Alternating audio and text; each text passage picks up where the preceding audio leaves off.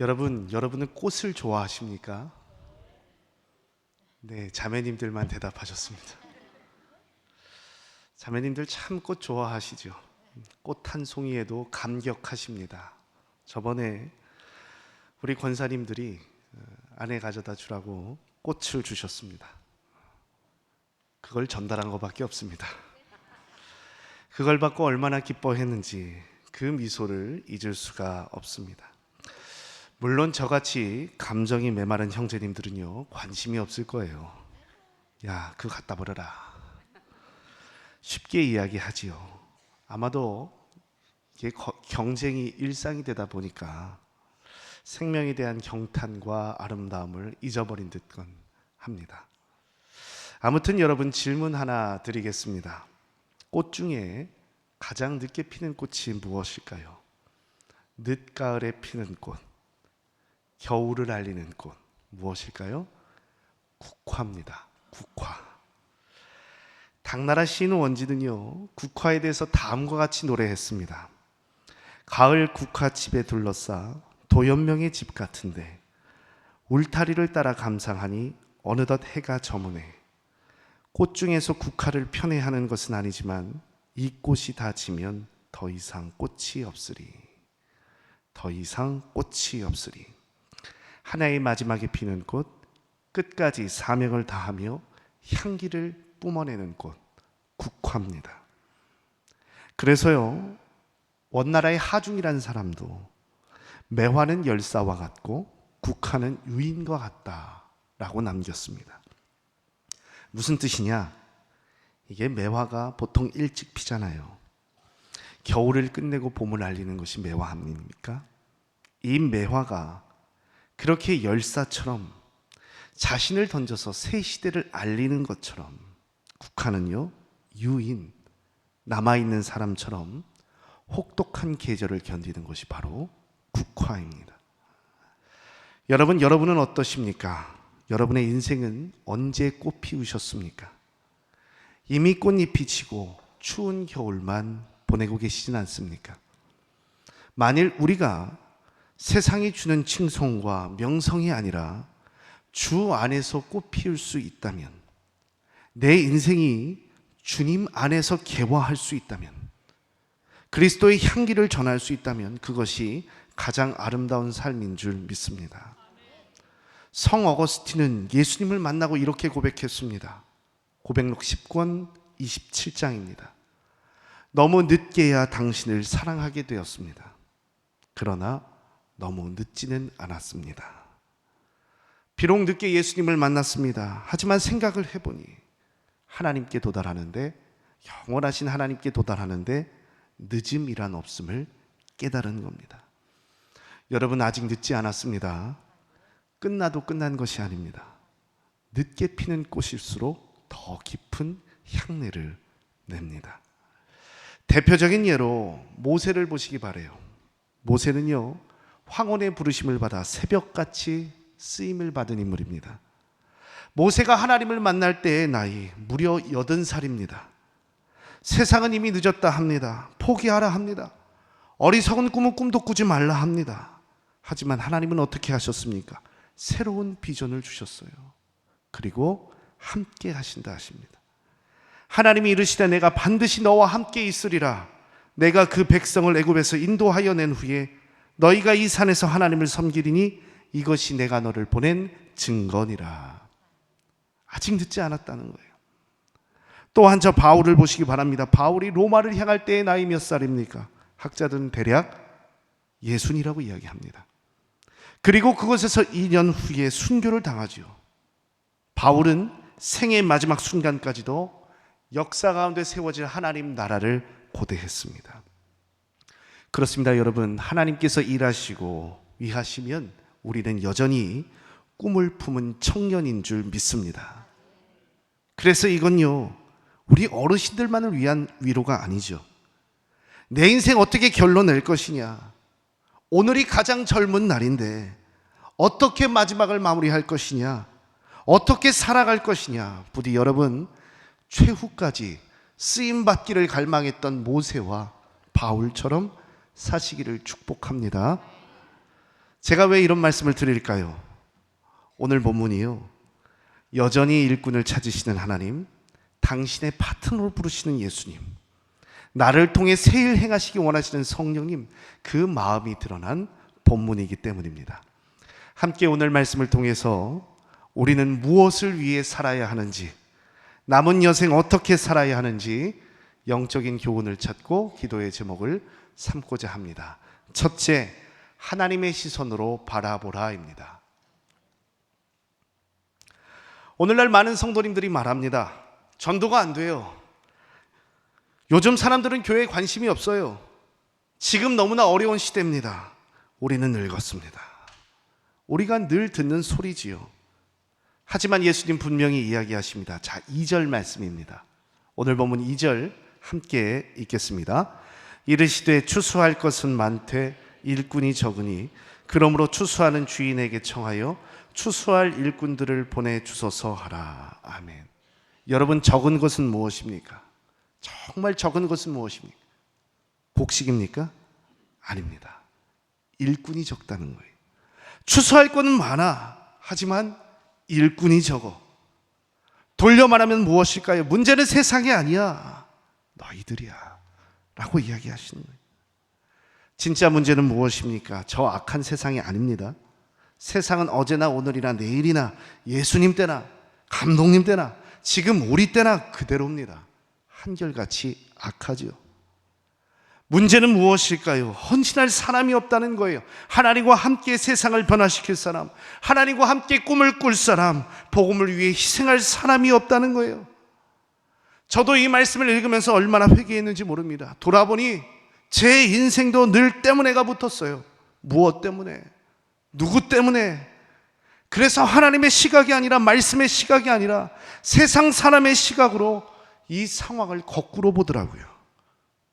마치 왕의 자녀가 왕자의 신분을 가지고 있습니다. 하지만 세상의 위세에 눌려서 거지처럼 미리 포기해버리고 절망하는 것처럼. 여러분, 문제는요, 우리 아버지가 능력이 없어서가 아닙니다.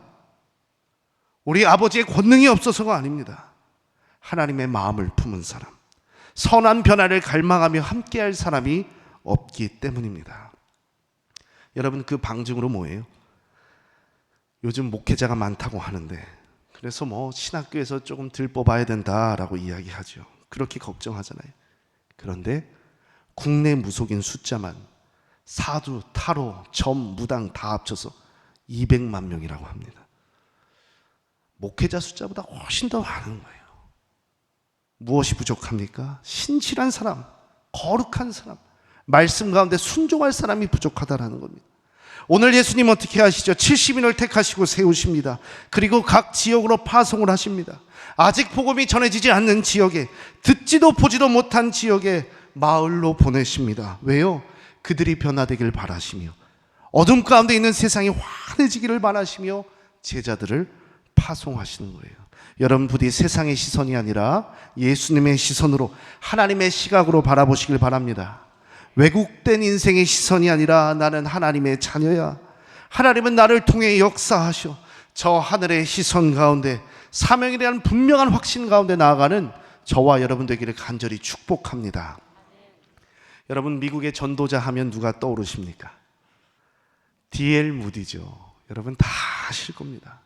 1억 명 이상에게 복음을 전한 사람. 그런데요, 그는요 평범한 구두 수송공이었습니다. 아주 소심한 사람이었습니다. 언변도 변변치 않았습니다. 하지만 성령을 받고 헌신하니까 하나님은 그를 강력한 부흥의 도구로 삼아주셨습니다. 그의 약점을 들어서 수많은 일을 회심하는 그 기적으로 이끌어주셨다. 그렇습니다. 우리가 인생 살아가면 명심해야 할 것이 있어요. 오늘날 내 현실을 보면서 한숨이 나오죠. 우리는요, 개선할 여지가 보이지 않을 때에, 더 나은 미래가 그려지지 않을 때에 절망합니다. 그리고 어떻게 해요?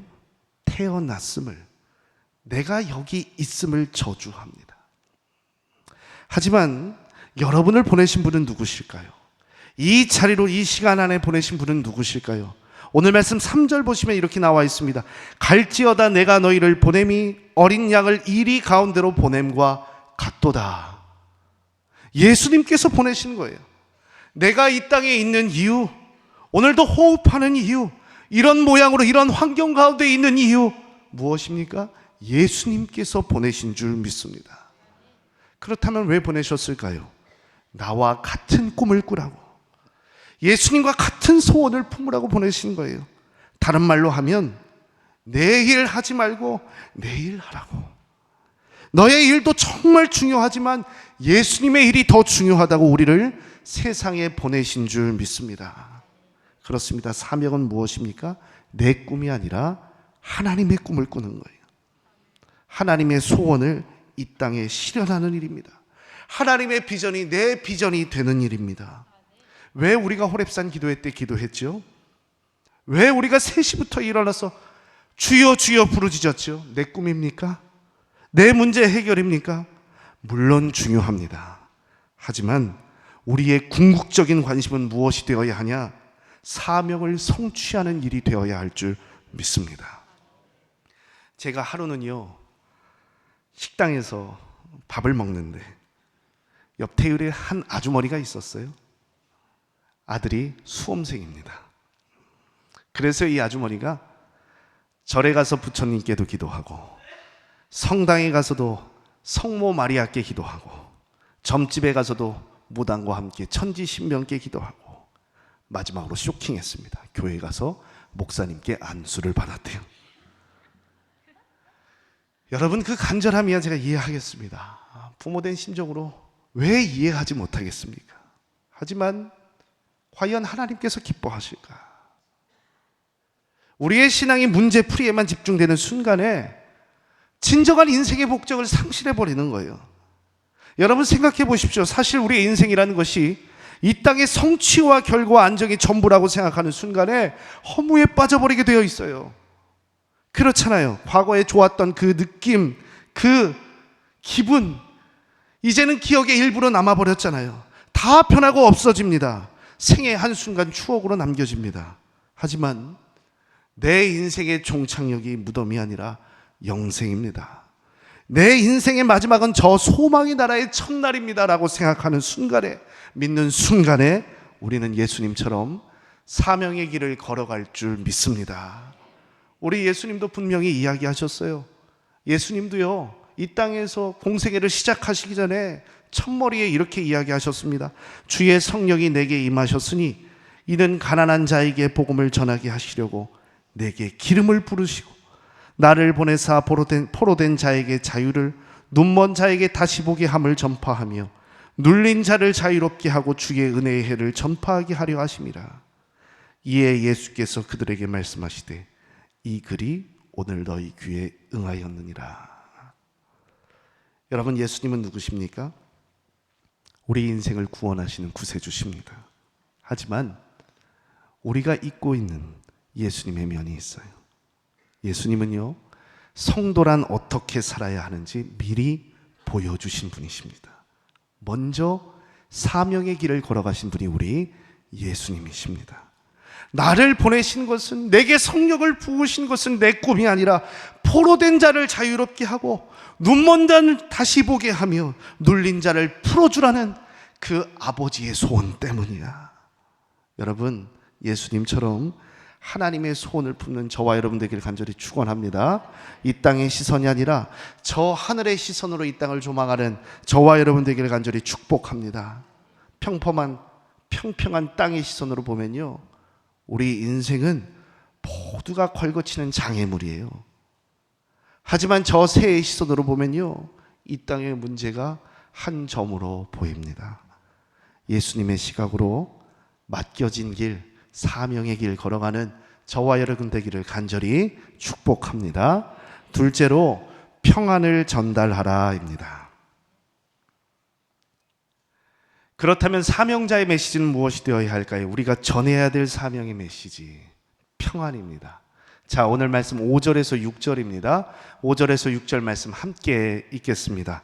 어느 집에 들어가든지 먼저 말하되 이 집이 평안할지어다 하라. 만일 평안을 받는 사람이 거기 있으면 너희 평안이 그에게 머물 것이요 그렇지 않으면 너희에게 돌아오리라. 아멘. 예수님께서 분부하시는 것이 무엇이죠? 평안을 말하라 라는 겁니다. 그렇다면 제가 묵상해 봤어요. 왜 평안일까라는 겁니다. 우리가 흔히 평안을 말할 때 오해하는 게 있습니다. 평안을요, 저 만화의 대사처럼 inner peace, 내면의 평화, 평정심이라고 오해할 때가 있습니다. 하지만 성경에서 말하는 평안은요, 분쟁이 있습니다. 피 흘림이 있습니다. 치열함이 있습니다. 왜죠? 타협할 수 없는 진리와 정의가 그 안에 있기 때문입니다.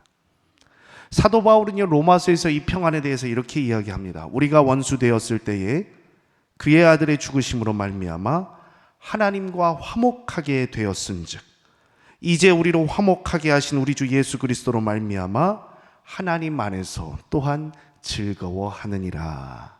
아멘. 바울은 하나님과 우리 사이를 어떻게 규정하지요? 원수라고 정의합니다. 여러분, 이 원수라는 단어에 집중하시길 바랍니다. 여러분, 이 원수와 함께 내가 겸상을 하고 친밀히 대화하고 미래를 설계하고 생각을 공유하는 분이 계십니까? 없죠. 원수란 어떤 존재입니까? 입에 담지 못할 욕설과 함께 서로 보지 않는 게 상책인 존재가 바로 원수입니다. 그런데 그렇게 하나님과 우리가 원수 되었는데 그 사이를 이은 것이 누구냐? 우리 예수님이라는 거예요. 화목해 하신 분이 누구냐? 우리 예수님이라는 거예요. 어떻게 화목해 하셨습니까? 십자가에 달려 죽으심으로, 자기 몸을 찢으심으로 화해를 이루신 거예요. 그렇기에 하나님과 화해한 사람, 예수 그리스도의 십자가를 믿는 사람은요, 세상과 짝할 수 없는 겁니다. 참 평안은 무엇입니까? 그저 충돌만 방지하는 것이 참 평안입니까? 그건 거짓 평안입니다. 참 평안은요, 세상의 명령에 굴하지 않고 하나님의 말씀에 자신을 온전히 내어 맡기는 일인 줄 믿습니다. 여러분, 십자가의 예수님 생각해 보세요. 우리 예수님이 세상과 잘 지내시려면, 세상과 벗하며 세상과 짝하시려면 피 흘리지 않으셔도 돼요. 고통의 십자가 외면하시면 됩니다. 그런데 예수님은 십자가를 지셨어요. 저 나치 정권에 항거했던 보네포 목사님을 보시기 바랍니다. 정의 없는 평화는 거짓 평화다. 수많은 교회가 침묵하는 그 순간까지도 그렇게 외쳤습니다. 우리 시대도요, 여러분, 우리가 항상 기도하는 제목이 있죠. 차별금지법. 차별하지 말자, 갈등사항 부추기지 말자라고 이야기를 합니다. 언뜻 봐선 좋은 말인 것 같아요. 하지만 뭡니까? 그 안에 하나님의 질서에 위반하는 거짓이 있다면, 동성애와 동성원 같은 것이 있다면 우리는 화목할 수 없는 거예요. 참 평안이란 무엇입니까? 예수님께서 이루신 사건입니다. 새로운 시대를 향한 선언입니다. 당시의 세계가 팍스 로마나 로마 제국의 평화를 이야기하고 있을 때 기독교인들은요, 하나님 나라의 평화를 말합니다. 새 시대의 평안을 외치고 있습니다. 세상이 힘에 의한 평화를 말할 때 성도는 십자가 희생과 헌신에 의한 평화를 말하는 거예요. 보네포 목사님 다음과 같이 이야기했습니다. 참 평화는 그 자체로 위대한 모험이며 결코 안전할 수 없다. 영성가 토마스 머튼은 말합니다. 거짓 평화는 참 평화가 아니다. 세상 사람들에게 평화란 단지 물리적 폭력이 없는 상태다. 월터 윙크는 말합니다. 복음이 가져온 평화는 결코 갈등의 부재가 아니다. 오히려 갈등의 한가운데에서 경험하는 말로 표현할 수 없는 하나님의 위로와 확신이다. 여러분은 말로 표현할 수 없는, 형언할 수 없는 그 위로와 확신 가운데 거하고 계십니까? 주님의 평강 전달하시는 여러분 되시기를 바랍니다. 착취와 유린이 일상화된 이 세상 속에서, 자본의 질서가 위협하는 세상 속에서 십자가 사랑, 거룩한 희생, 참 평안 전달하는 저와 여러분 되기를 간절히 축복합니다. 내가 예수님처럼 그 십자가 사랑으로 더 섬기겠습니다. 예수님처럼 평안을 전하겠습니다. 이 선언이 끊이지 않는 저와 여러분 되기를 간절히 축복합니다. 끝으로 능력으로 운명에 대항하라입니다. 능력으로 운명에 대항하라. 여러분, 그렇게 예수님이 말씀하시는 거예요. 오늘 말씀에 보면요, 너희를 보냄은 너희를 보내면 어린 양을 이리 가운데로 보냄과 같다라고 이야기합니다. 사실 그렇잖아요. 우리가 세상에 나가서 십자가, 예수라는 단어 한 단어만 말해도 나를 바라보는 시선이 달라집니다. 그렇게 안 봤는데 라고 보지요. 또 그 말에 합당한 삶을 살기 위해서 얼마나 불편합니까? 내가 화내고 싶어도 화낼 수가 없잖아요. 내가 성도입니다, 나는 크리스찬입니다 말하고서 화낼 수 있습니까? 불편을 감내해야 합니다. 순수하게 신앙을 지키려 해도 무엇입니까? 끊임없는 유혹과 시기와 질투가 나에게 다가옵니다. 이게 세상살이에요. 저도 전도할 때요, 우리 이제 권사님들, 집사님, 성도님들과 함께 전도하러 나가잖아요. 거리에서 이제 전도지를 이렇게 드립니다. 그리고 친구들에게 전합니다. 그러면 괜히 내가 이상한 사람이 된 것 같아서, 종교성이 특출난 맹신자로 보일 것 같아서 두려워했던 적이 있습니다. 솔직한 마음이에요. 여러분, 사명은 이곳 뛰어넘는 것인 줄 믿습니다. 두려움을 뛰어넘어서 담대함과 확신 가운데 거하는 것이 사명입니다. 그렇다면 여러분, 이것이 어떻게 가능할까요? 오늘 말씀에 보면 예수님 말씀하십니다. 19절 말씀입니다. 우리 함께 읽겠습니다. 19절입니다. 내가 너희에게 뱀과 전갈을 밟으며 원수의 모든 능력을 제어할 권능을 주었으니 너희를 해칠 자가 결코 없으리라. 아멘. 내가 너희에게 제어할 권능을 주었다. 해칠 자가 없으리라. 우리 예수님 무엇입니까? 능력을 주신 거예요. 저 사탄을 이길 권능을 주신 겁니다. 힘을 주신 거예요. 그렇습니다. 능력 있는 크리스찬은 무엇입니까? 주신 권능으로 주어진 환경을 바꾸는 사람입니다. 주신 권능으로 주어진 운명을 이기는 사람입니다. 운명의 물줄기를 틀어 사명으로 바꾸는 사람이 크리스찬인 줄 믿습니다. 오늘 제자들 보시길 바랍니다. 제자들 어떤 사람들이에요? 누가복음 9장 그 앞장을 읽어보시면요, 예수님을 옆에 두고도 기적을 믿지 않았던 사람들입니다. 예수님을 바로 앞에 두고도 누가 크냐 싸웠던 사람들이에요. 사마리아인들이 거절하지 어떻게 해요? 저 사람들에게 불을 내려 저들을 살라버릴까요? 했던 사람들입니다. 아주 저열하고요, 도량이 작은 사람들입니다. 학식이 없습니다. 여전히 급합니다. 인생의 자랑만을 늘어놓는 그런 어부들입니다. 그런데 이렇게 부족한 사람들이 어떻게 됐을까요? 오늘 말씀에 보면 17절입니다. 함께 읽겠습니다. 70인이 기뻐하며 돌아와 이르되 주여, 주의 이름이면 귀신들도 우리에게 항복하더이다. 아멘. 여러분, 이것이 무슨 결과인가요? 이들의 능력입니까? 이들의 언변입니까? 이들의 노력입니까? 이들의 권세입니까? 아니죠. 예수의 이름입니다. 하나님 주신 능력입니다. 하나님의 능력 가지고 예수 이름 선포했더니 저 귀신이 우리에게 항복합니다. 사실 우리가 사명의 자리에서 주저하는 이유가 있습니다. 주저하는 이유 무엇일까요? 예수의 이름 붙잡지 않기 때문에, 나를 보기 때문입니다. 나는 여전히 부족한데, 나는 여전히 모자른데, 끊임없이 이 불우한 운명만을 탓하고 있기 때문입니다. 여러분, 날마다 예수 이름 들고 서시길 바랍니다. 우리가 사명 가지고 설 때 우리 하나님은 권능으로 역사하실 줄 믿습니다. 저 사탄이 하늘에서 번개처럼 떨어지는 것을 내가 보았노라. 예수 이름 외칠 때, 사명 들고 나아갈 때 내 인생이 변할 뿐만 아니라 우리 지역 사회가 변화될 줄 믿습니다.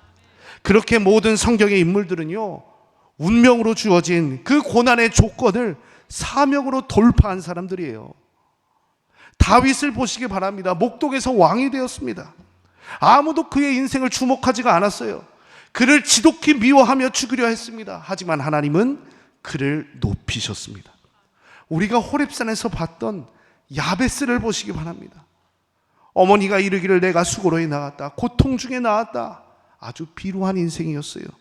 하지만 하나님은 그의 기도에 응답하셨습니다.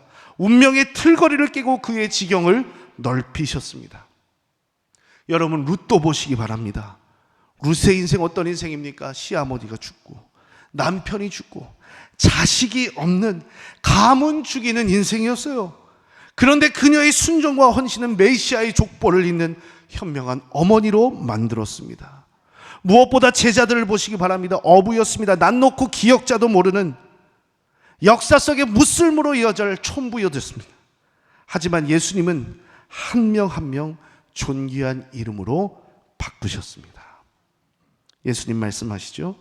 너희 이름이 하늘에 기록된 것으로 기뻐하라. 여러분은 어떠십니까? 진정한 능력은 우리가 사명 감당할 때 오는 줄 믿습니다.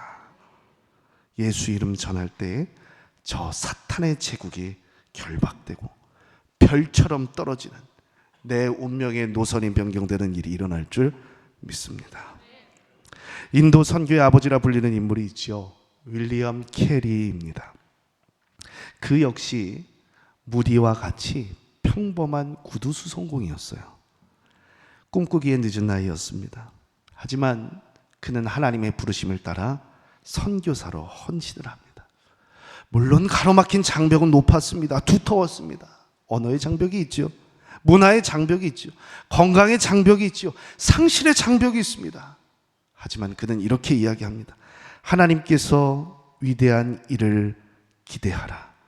그리고 하나님을 위해 위대한 일을 시도하라. 미래는 하나님의 약속만큼이나 밝다. 사랑하는 성도 여러분, 요즘 세상은요 모두 암울한 미래만을 그리고 있습니다. 절망만을 말하고 있습니다.